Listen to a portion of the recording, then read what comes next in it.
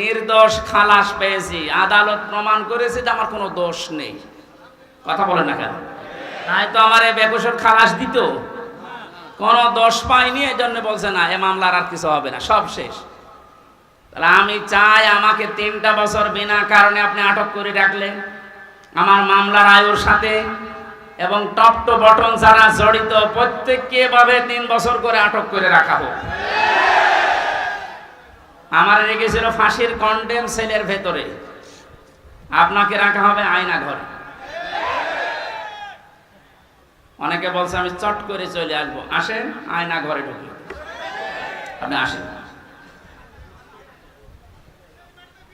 1,10,000 মানুষ এখন জেল খাটতেছে সারা দেশে। আমি যতটুকু 3 বছরে বুঝেছি, আমার মনে হয় 100 জনের প্রায় 60 থেকে 65 জন মানুষ নির্দোষ, কিছু জানে না, আন্দাজে